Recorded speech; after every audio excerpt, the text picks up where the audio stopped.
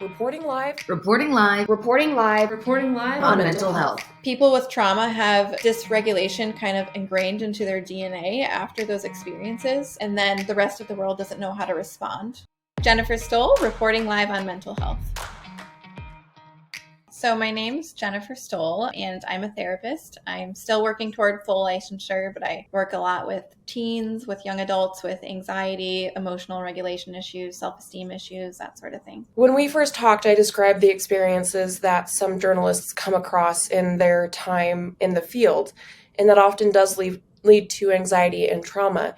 Can you talk about what those emotions do to the brain or the body when they're experienced? I mean, there's a lot of scientific evidence and very specific evidence to the kind of damage that can cause to the brain and how that takes over the body in a lot of ways. So even like the amygdala in your brain, which is near your prefrontal cortex, becomes overactive when exposed to trauma, especially complex trauma where it's something like prolonged over and over again. And when we have those overactive responses in the brain, this can cause a lot of symptoms like the fight or flight being on all the time, digestive issues, sleep issues, that sort of thing. I think a lot of people struggle with that and probably can't even identify that that's what's going on, unfortunately. If someone were currently trying to figure out what might be going on, what's maybe some of the symptoms, or what are some of the symptoms of anxiety or a trauma response? So to get into very technical terms, there's something called the window of tolerance. And this kind of talks about like our arousal zones and where we fall at. And when we're in our optimal arousal zone, you'll experience things like calm, curiosity, interested, that sort of thing. When you're hypo-aroused, it's when we kind of have that like numb, shut off. That's more like in the depression realm of things. And then our hyper-arousal, which I feel like is very common for trauma, that's where our nervous system's kind of in overdrive, a lot of like the hyperactivity, jumpiness, hypervigilance, that sort of things, feeling on edge, difficulty concentrating. Can you go more into the being on edge and difficulty concentrating? That was something that I didn't understand when I was in my first parts of my journey when it came to mental health healing. I really didn't understand that trauma and anxiety and depression, those can all cause symptoms of not being able to focus and being grouchy, and I didn't expect that. Yeah. I mean, your brain has to be on high alert, or it thinks it has to, which in the right situation is very useful. But when it's prolonged in your daily life, then it becomes complicated and can make it difficult to concentrate. I wouldn't doubt that there's a lot of crossover in diagnosis of even like ADHD or ADD, given when maybe there's some trauma that is causing difficulty concentrating. The brain does a lot to try and keep us safe, which is a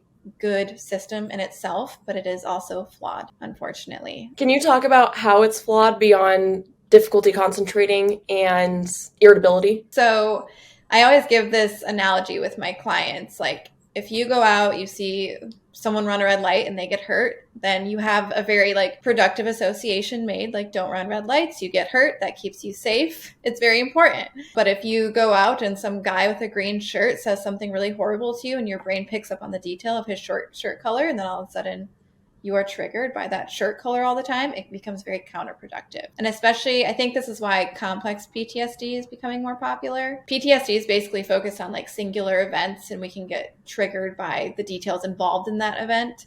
But when it's complex, it's I think the brain kind of goes on overload, coming up with so many associations that we need to look out for, that it creates more complex issues, given the name. When you talk about post-traumatic stress disorder and complex post-traumatic stress disorder, you mentioned that the first is a singular event and the second is maybe multiple events. Can you talk about how those multiple events can compound and maybe make the symptoms of PTSD worse? I mean, the association analogy, your brain starts creating more and more associations to the point where it just becomes generally afraid of many, many things. It's that simple, I guess. But then I think that in complex PTSD, we're more likely to develop negative core beliefs, because maybe one singular event won't impact our belief system that much and the way we see the world. It still will to some extent. But when you have the same types of trauma over and over and over again, that's going to create core beliefs that are unproductive, to say the least, and harmful. I like the word unproductive because it's very true.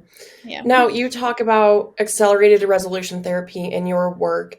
I've genuinely never heard of that before. Can you tell me about what accelerated resolution therapy is and who it may help? It's a little bit new. And I think it was originally designed to target trauma, and it's very helpful for trauma. Some people will see a difference, like if there's a difficult event that they have to process and they process that event. I need to like double check my training and stuff, but I believe some people see a dramatic difference after like 4 ART sessions. So ART is the short name for accelerated resolution therapy. But it's similar to EMDR, which is another really popular trauma reprocessing therapy right now. And the lady who created ART is someone who she knew EMDR and then she just kind of refined it a little. So ART's a little more directive than EMDR. EMDR is more like free association, and ART uses like scripts to help people walk through very specific types of imagery and reprocessing language, if that makes sense. Can you talk about walking through scripts? That's new. Yeah, it's interesting. And I probably should have started with what ART is. So it uses bilateral stimulation, which is stimulating both sides of the body at specific speeds and times. And it uses kind of like the rapid eye movement. It's supposed to be the same that you would do in a deep stage of sleep. So I think a lot of our subconscious is known to come out in our sleep. This is why a lot of people will interpret dreams, things like that, because your brain works hard to reprocess things while you're sleeping. So they figured out that doing those same type of eye movements while you're awake, when you target things the way you want to target them, is really effective. And are the scripts, I guess, pre-written ways for a therapist to walk somebody through the therapy? Yes. And there's some flexibility too. So therapists are given a little bit of a creative license, but they do give you basically a few templates. So we go over that in the training for it, but it uses specific things like, so you'll kind of target an event. And once you've reprocessed and you've created healthier images, sometimes if we try to create healthier images and then some negative images are still like really stuck, we'll have somebody like paint a bucket of paint over it, put a wallpaper over it. And a lot of people will find after doing this with the eye movements, they literally can't picture the negative image anymore. So it's not that they're brainwashed. It's not that they've forgotten the event happened. It's just that the very traumatic image that isn't really doing anything helpful for them is now not there.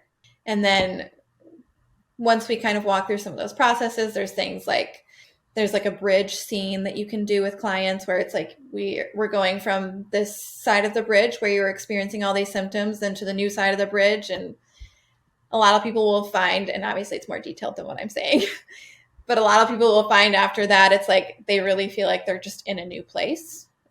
So it kind of helps them leave some things behind. If someone's having trouble with their confidence that the changes will last, we'll have them like do the eye movements while picturing like a bar that represents their confidence, and they'll kind of push it up higher. So there's all sorts of scripts. It's really interesting. What made you choose to go towards ART? Well, I was originally actually working when I first graduated college. I worked at a practice where they did a lot of dialectical behavior therapy. So that's another type of therapy, but it's very like skills based. So it's like teaching clients skills to regulate their emotions.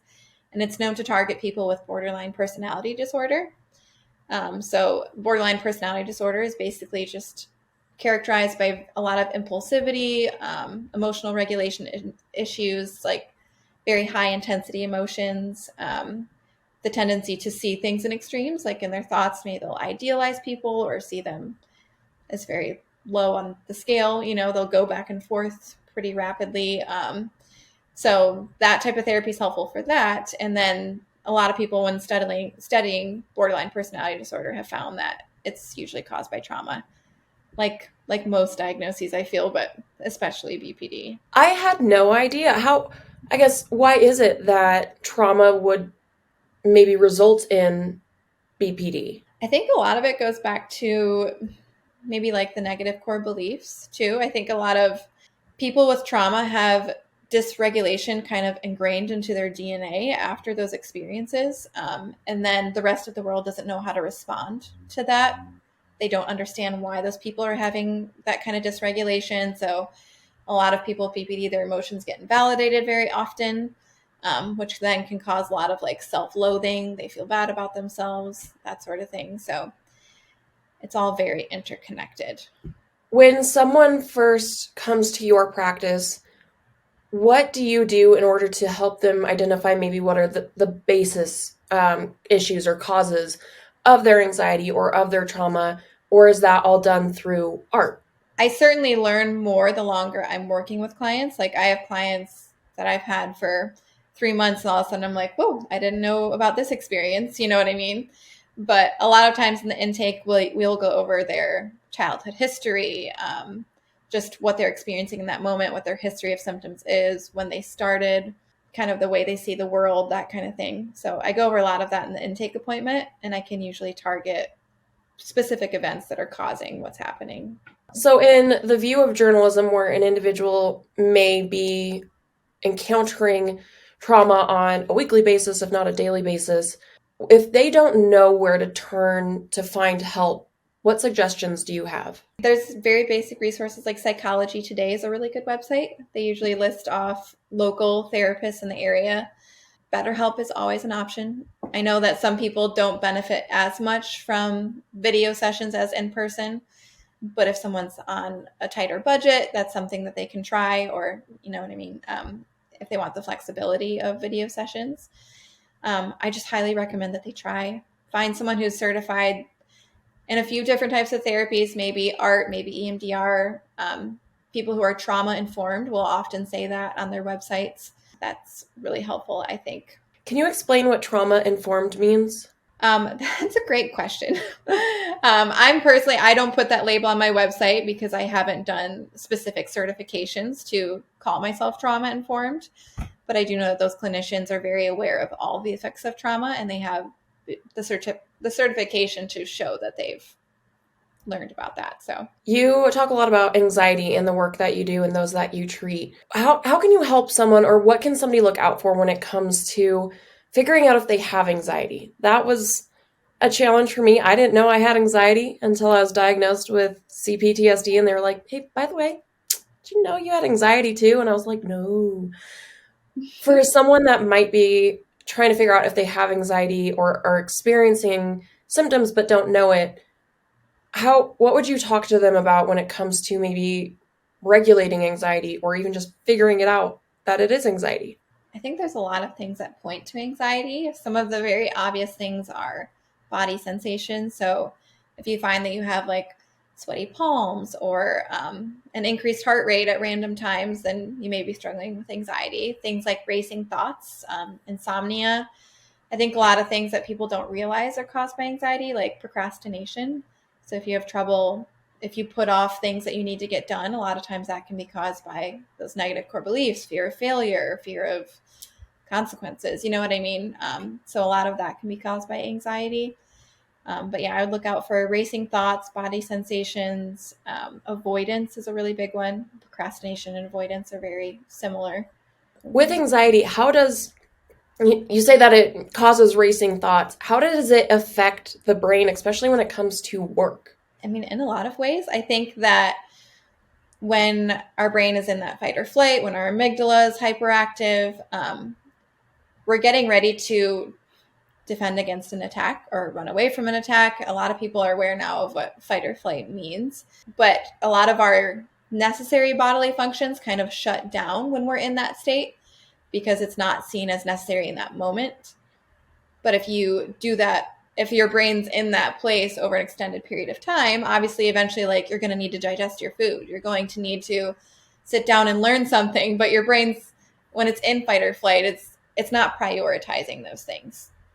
And so there's a lot of things that you can do to get your brain back into that place. What are some of maybe the basic skills that you teach within maybe the first like 2 sessions, if you see somebody that does have severe anxiety, to maybe just bring them down to like from here to here? They might not get here, but like here, like maybe a journalist that just came off of a crazy shift or a bad day or a trauma scene. I know that a lot of therapists will talk about breath work, and I know a lot of clients that will like roll their eyes at it because they're sick of hearing it.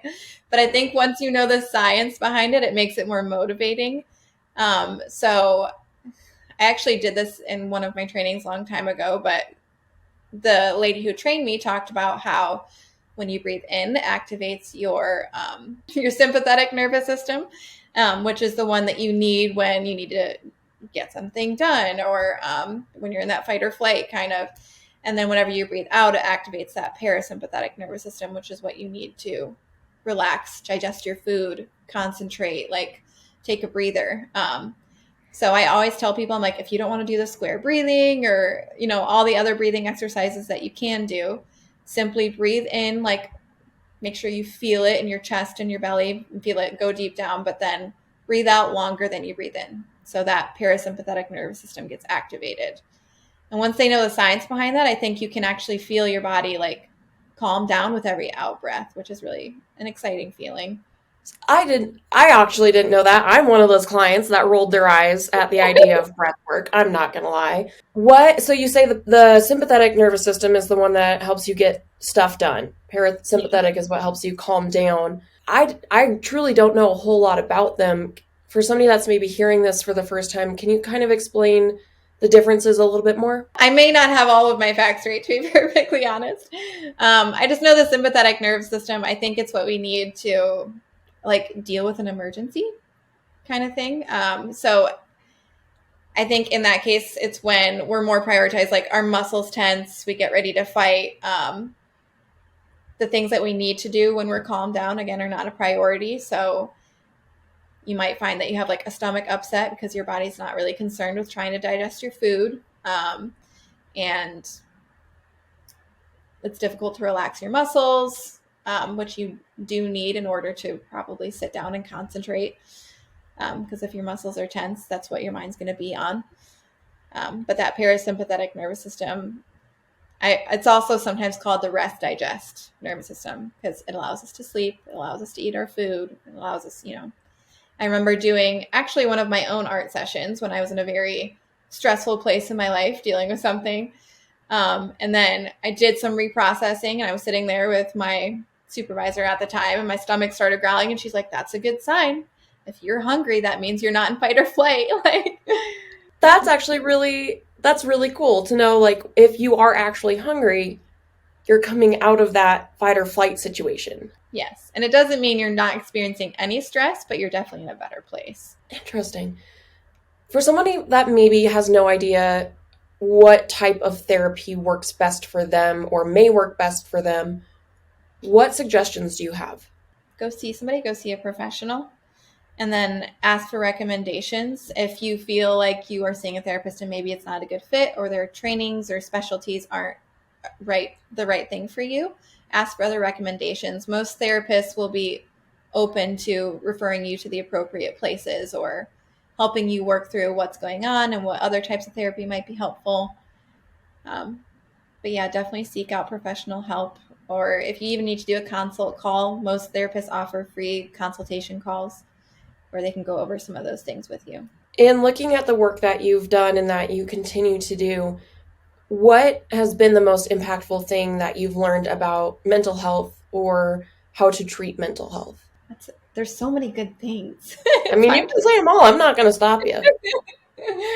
I think once people can understand, I actually usually do a lot of like self-validation exercises when people first come into therapy, because I think people are so used to others not understanding their feelings and constantly invalidating themselves that once they say to themselves, like, it makes sense what I'm feeling, that can actually be really calming to the nervous system too, I think. So once we can identify causes and people can tell themselves that their feelings make sense, which they always do, their thoughts about their feelings may be a little distorted, but there's always a cause to their feelings. People aren't just crazy, which I hate that word, but I think that's the most important thing. You just mentioned self-validating thoughts to get to the point of being like, okay, my feelings are valid. Honestly, what does that mean? Like, how do you go through that kind of process? Is it, because it is still very hard. I'm years into therapy. It's still really hard for me to be like, oh, my emotions are real. And I know a lot of journalists struggle with that because we're told, just deal with it. It's just another day. Just deal with it. And it's the same thing for EMTs. And we end up becoming really close with EMTs, one, because we see them frequently, and two, because we have similar experiences. But yeah, we're told, no, great, you get to go out and do it again tomorrow. Have fun. Mm. How would you explain self-validating thoughts to, say, a journalist that has to go back and do it again tomorrow? The first step, and there's like a worksheet that I usually use, but it's the main steps are to accept what you feel, allow it, and understand it. So a lot of times that first step is just to interrupt all the self-deprecating thoughts that we're having, like I shouldn't be feeling this way, what if I feel this way forever, I need to make this stop, they're going to think this. We want to kind of interrupt that with just, I'm feeling blank right now, use a feeling wheel, whatever you need to do to identify the emotion. Accept it first, and then we go through a lot of statements that help them to allow it. So like, I'm feeling this right now, but this feeling will pass. A lot of times people, like, emotions are scientifically not able to last forever. They always run a course, and a lot of times there's a very predictable amount of time that they can run unless we add new thoughts on. So I think when people realize that there's a temporary nature to their emotion, that can be really helpful in allowing them to sit with it. And one of the allowing statements is, just because I'm feeling this way doesn't mean I have to behave accordingly. So just because we are afraid doesn't mean we have to run out the door or scream at our partner or whatever it is. It doesn't mean that that feeling is off limits or dangerous. Every feeling serves a purpose. Even I always tell people, even feelings like jealousy, like we can process that. It's not a dangerous, bad emotion. You know what I mean? So a lot of statements like that. And then the last part is to try and understand it. So it makes sense that I feel this way because fill in the blank.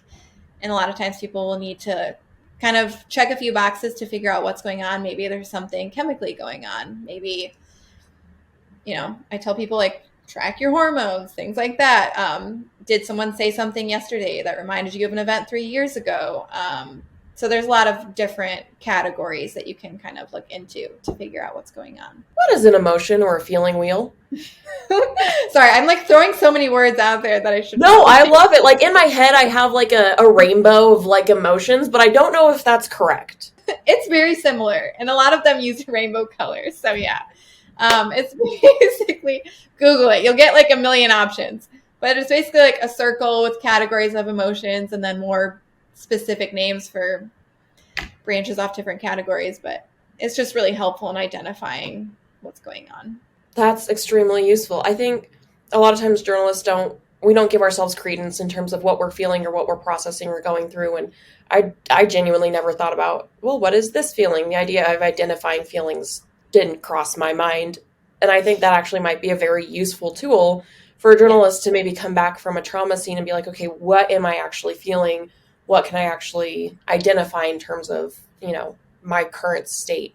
So that's really interesting. Now I'm going to go look up a feeling wheel, just because I'm fascinated to see what it looks like. So with trauma, you even just mentioned, it might have reminded you of an event that happened 3 years ago without you knowing. Is that one of those things where the body keeps the score, which I know is literally a book, and I've yet to read it, but is that where that ties in? Yes, absolutely.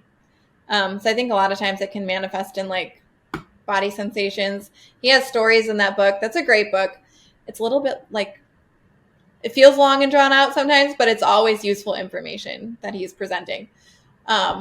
So, I mean, he talks about clients that he's worked with who will, like, their right hand will be numb for years, and then they finally figure out that was associated with an event involving their right hand. You know what I mean? So it is very much like our bodies are a map of what has happened to us, for sure. And how is it that and I don't know if this is like we need to go search neurology for this, but how does the brain keep track of those triggers so well?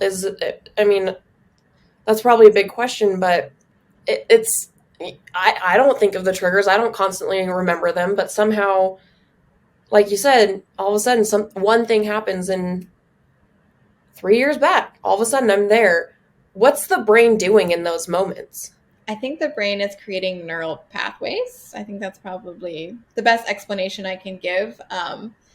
But when I wake up one morning and I have a terrible morning and I drink a cup of water and I all of a sudden feel better, it's building a neural pathway in my brain like, hey, you did this, it makes you feel better. So neural pathways are very helpful, they're very useful, and there's evidence in recent years that we can create new neural pathways, which is really good news because they used to think the brain was plastic. Like, once the damage is done, it's all kind of over, and that's very much not true. So I think, yeah, when we're making all those connections, it's just our brains like making a bunch of pathways to store that information. Sometimes, so is it the same thing like when you have trauma, those neural pathways are created and that's where that trauma is stored, but at the same time, when something good happens, that same type of neural pathway can create, and that's where the happy or good things are stored. Yes, that would be my explanation. And don't quote me on that because I did a little bit of neuroscience, but I'm not an expert. You just talked about they thought that the brain was plastic, and they know it's not. I actually remember hearing that. I don't know where. Mm-hmm. Can you talk about how we used to think the brain was this finite thing and now it's not? I mean, I don't know a lot about it, but as far as I know, that's just what they used to think, like that people couldn't, it kind of limited the way we saw healing and recovery. And obviously the model for mental hospitals and things like that have changed over the years. But I remember being in college and learning about some of the beginning stages of mental institutions, I guess is what they were called. And people were like sitting around chained to walls, things like that, because they just thought they were, I think that's honestly from the viewpoint of they just thought when people were damaged, that's the way they were going to stay. So lock them up pretty much. And now we realize they're damaged because they've been hurt. And then there's hope. There's ways we can fix this. So now the model for treatment looks much different.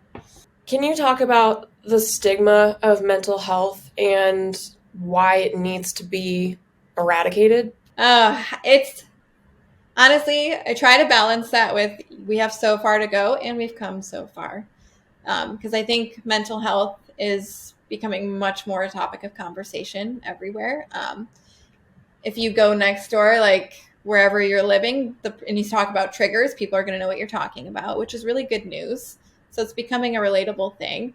But unfortunately, I still feel like there is some aspects of culture which will kind of scoff even at the word of trigger, like, oh, you're talking about your trauma. But it helps people acknowledge their experience, which is really, really helpful for their healing. And if everyone could acknowledge their experience and other people around them would validate that, I think it would be really good for all of our nervous systems. It would help us feel connected to ourselves, connected to each other, which, yeah, if you want to get back into the window of tolerance, whenever we're in our optimal arousal zone, we're connected, we're curious, we're open-minded.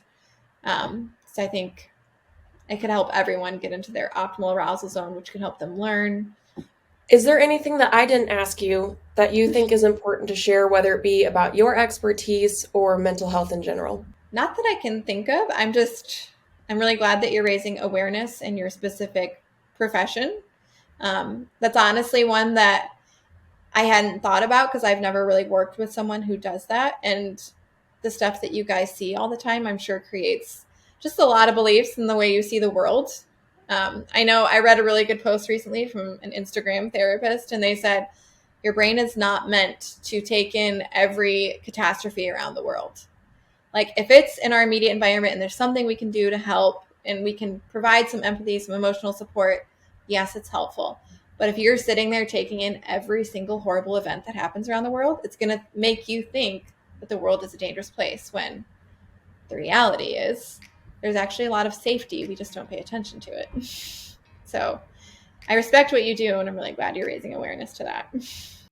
Jennifer Stoll, reporting live on mental health.